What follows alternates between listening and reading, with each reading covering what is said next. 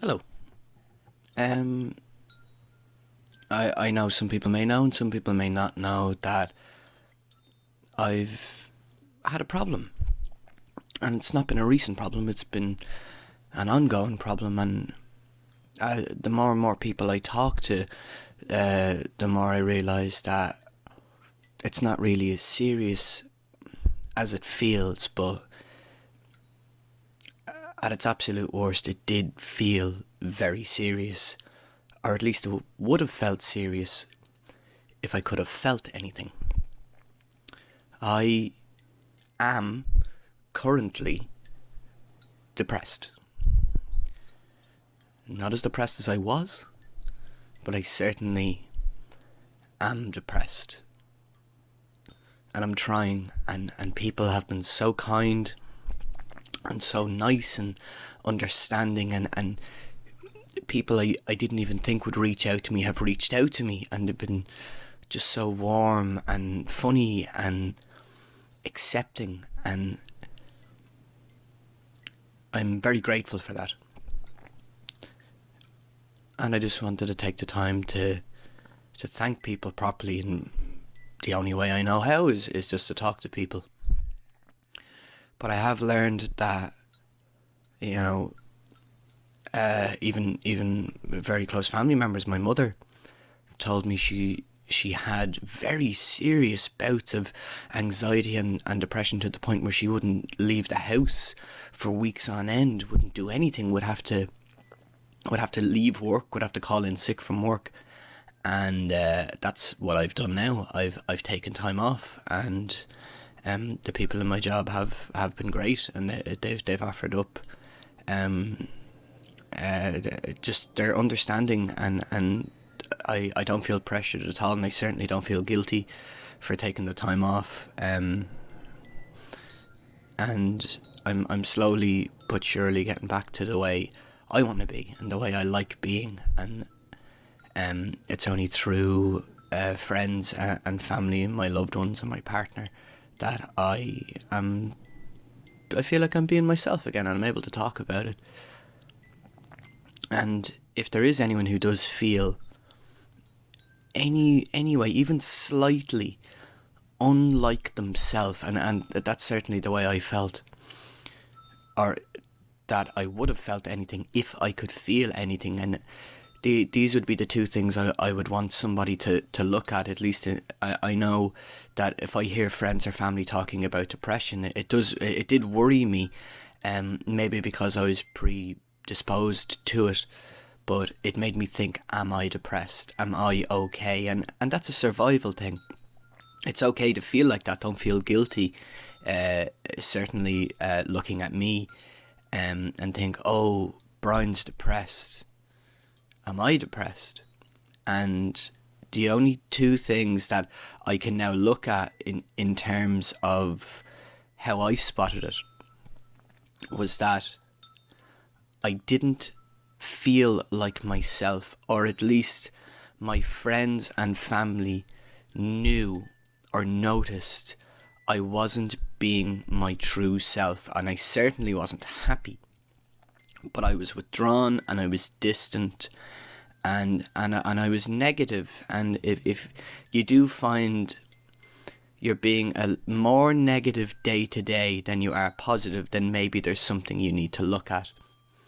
But the one that really opened my eyes was that, and I've said it before, I couldn't feel anything. I couldn't feel happy, and I couldn't feel sad either. I just didn't feel.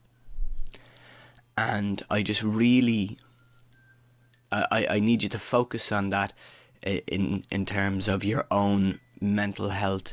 Sincerely, in terms of what I've gone through, right? I would hug my girlfriend or fiance, and I wouldn't feel anything, and I was starting to put that down to maybe I just didn't love her anymore, or I couldn't find joy in things that I truly loved, like in terms of funny films or jokes, or funny things on the internet. I just couldn't, I wasn't laughing.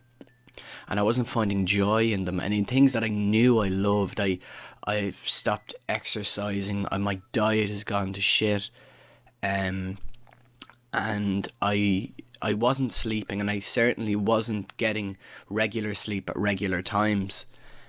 So things have started to kind of unravel, and I can see where I can start maybe fixing them and putting things back into some form of normality, or at least normality for me. But do look at that in terms of yourself. If you genuinely do feel like, or you're worried, or you're anxious, or something, or at least in what I've written before, or in what I'm saying now, if you find that this is stirring something in you, or worrying you, then do go talk to somebody. I went to my doctor. I very rarely go to my doctor. He's only a local GP around the corner, and he was so understanding. He was very quick to help me. Anything I wanted. He didn't even suggest taking time off. I suggested that, because my father and mother had talked to me about that, and my partner Sarah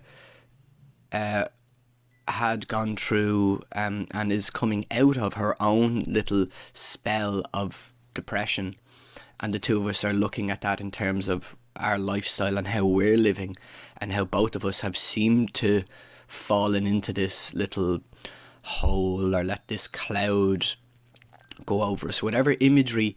And be honest with yourself. If you feel like there's some type of image that this kind of, what I felt anyway, a numb feeling, if it feels like a cloud or a hole, or I've seen some beautiful animations about a black dog, or if it's a crow, or if it's just quite simply a voice. And if it is a voice in your head telling you and being negative, or at least you find your inner voice is becoming more negative and repulsive of stimuli around you, then maybe you either need to change the stimuli, or you certainly, and what I had to do, and what I honestly have done now, and I'm so grateful I did it, you do need to look at yourself. You need to stand in front of the mirror. You need to just really look at yourself. And if you're not smiling when you look at yourself, then you need to change something, or you certainly need to go and talk to somebody who can help you. I was kind of limited, and I was very standoffish and very reserved and protected, locked up, quite simply just locked up, and I felt ashamed to go and ask for help. But that's what these things are there for.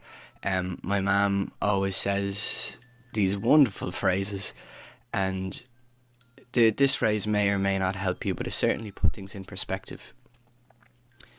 If your house burned down, would you feel sorry when you collected the insurance? And that's all that is. I mean, you heard the phrase, your health is your wealth. If you're not okay, how can you help anybody else? It's okay not to feel okay. But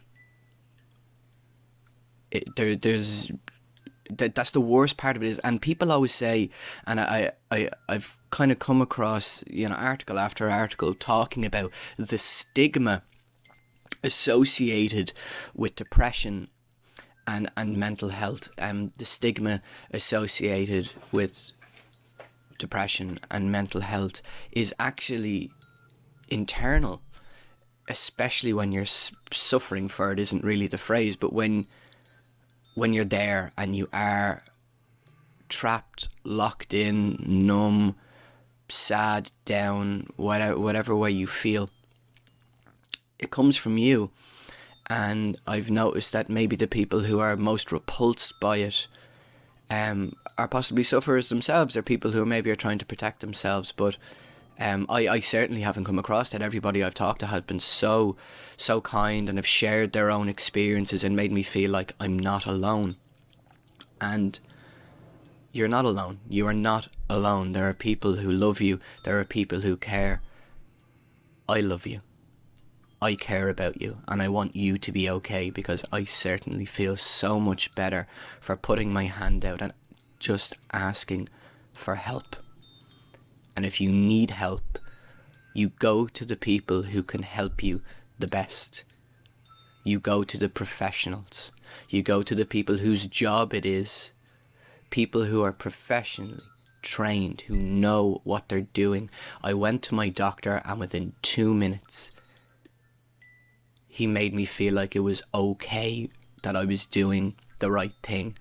And if you go to somebody who doesn't know what they're doing, and friends and family are going to be able to help to a certain point, but it certainly made the biggest difference to me that he was there and he was able to help, and he had all these resources available to me. And all these resources are available to you. I did not go to a specialist. I did not go to a psychiatrist. I didn't go to a counsellor. I set up no meeting. I went down to my local GP and I just set up an appointment to go and talk to them. It was a half an hour, and it's a half an hour that is after putting me back on track and is certainly making me more like me. So please, if you feel worried about me, thank you. If you feel worried about yourself, I love you. And I love you even more for admitting that you have a problem. And I'm certainly so grateful and love everybody who has helped me. And for anyone who wants to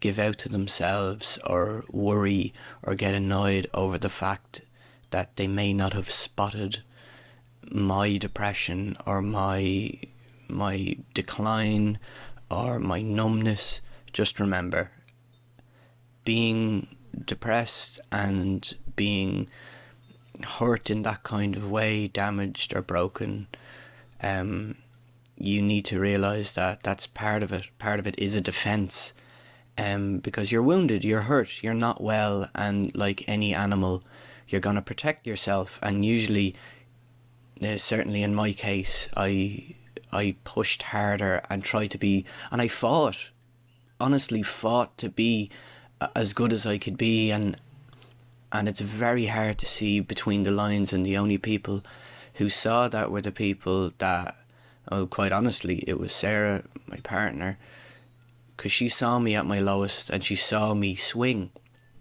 and it was so important for me. And I'm learning this more and more, that I surround myself with people, and it was because I was around people I felt better. So if you didn't see it, it's because you were really helping me at the time. It was just when I was alone, it all just fell apart. And that's what I'm learning now, is that when I'm alone, I'm not really alone. And remember, you may not even realise it yourself, and certainly a lot of people around me didn't realise until I actually stood up and admitted that I wasn't feeling well. Sometimes it may not be obvious, sometimes it may hit you hard and it'll hit you quick, or like it did with me, it was building up for about, I've worked it out, maybe about 3.5 years. But just do me a favour. Either take out your phone, put it on selfie mode, or just go to a mirror and look at yourself.